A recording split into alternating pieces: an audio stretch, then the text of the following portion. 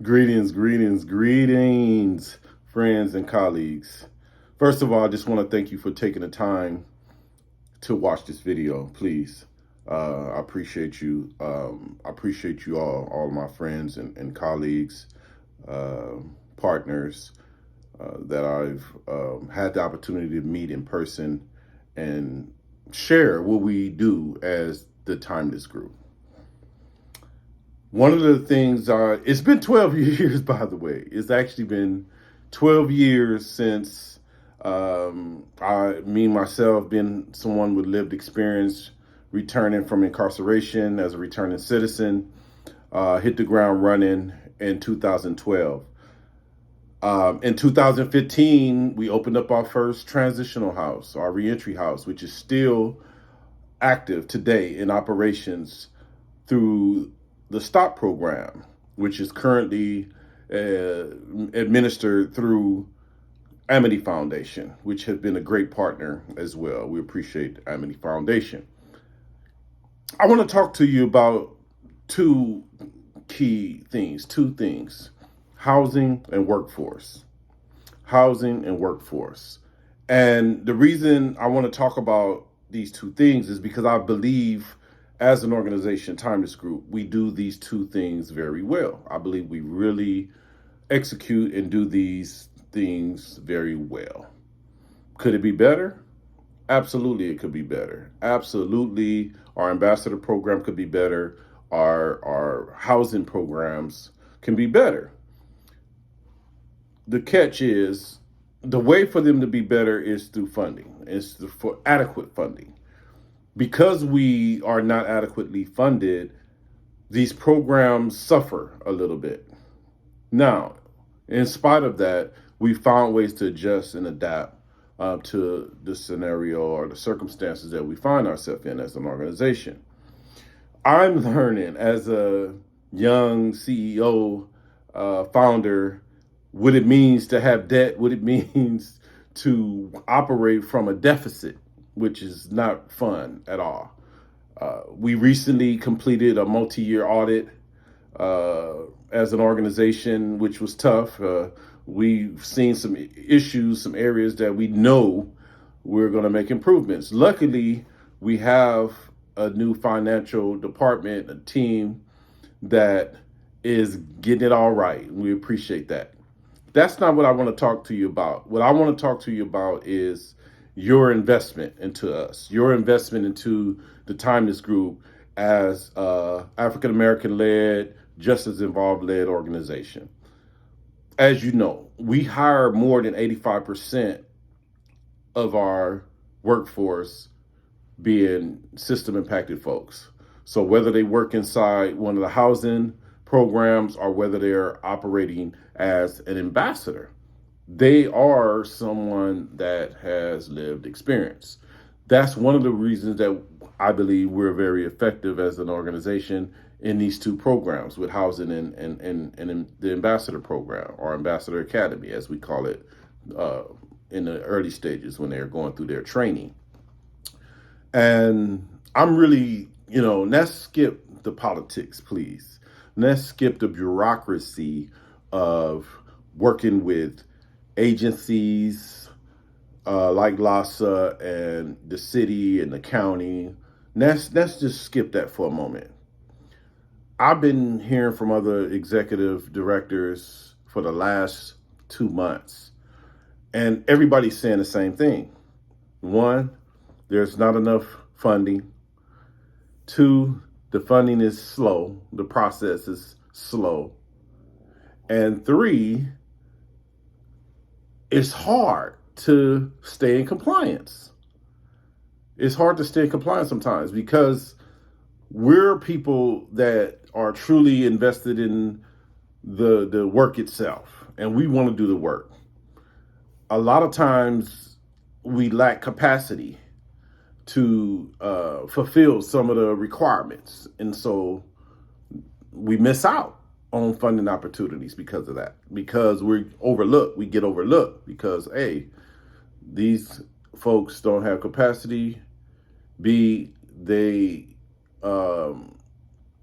show that they don't have financial capacity to be able to maintain or deal with this project, which, of course, when you're waiting to get paid after 3 or 4 months and you still haven't been paid by our government entity or agency or partner organization, it makes it difficult for organizations like ours. And like I said, we're not alone. I've been having conversations with other EDs for the last couple of months, I would say, few months now, about this subject. Weeks and weeks and weeks we've been talking about it, and we have to do something about that. Now, besides that, let's look at the actual substance. Our program, and I want to talk about the ambassadors first. This is a program that's literally dependent on the contract with the agency. That contract allows us to use that money we receive from a partner agency to be able to pay our actual ambassadors to go and maintain your site.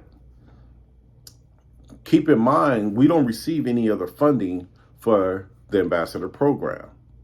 So that means we're responsible for the insurance, we're responsible for workers' comp, we're responsible for the 401ks that we offer to these employees. All of that stuff costs money per employee. So the rates that we charge it for that reason, so that we can cover that and whatever overhead. What I'm asking from not only government agencies, but from our partner agencies, use us. And, for your funders that's out there, we need that program to be funded. And here's why. We have, and I'm going to just take a few examples of some of our ambassadors. We have several ambassadors that's been with us for 5 years now, 4 or 5 years. And I want to give a shout out to St. Joseph Center, because if it wasn't from St. Joseph Center, we wouldn't been able to launch. St. Joseph Center was the first partner that we gained when we launched our ambassador program, and we're still with St. Joseph today. But I'm asking this. Funders, support this program, because when you're supporting the ambassador program, you're supporting individuals that are system impacted, lived experience folks that are either formerly homeless, formerly incarcerated, maintain a job. You're helping that individual, and it has a huge impact, because we're talking about someone that probably in their past life committed crimes in our community, rob, steal, whatever it was, sold drugs, whatever it is that they did, because many of them that we've hired never had a job before. So some of the things that we're training them on when they come into our organization is how to clock in and clock out, how to, ethical behavior, required sexual harassment training. They've never done this stuff before. So understand that when you support the ambassador program, you're literally supporting someone that could have been doing something else that we would hate to see in our society, in our communities, right? So you're supporting that person and that person's family. If that person is married or not married, have a partner, have children, things like that, you're helping that entire family when you support the ambassador program. I want to turn it up a notch, because I can't share it all here, because that's like, intellectual properties. I don't want to go deep into it, but I would say that we're planning some things with our ambassador program that's going to be amazing.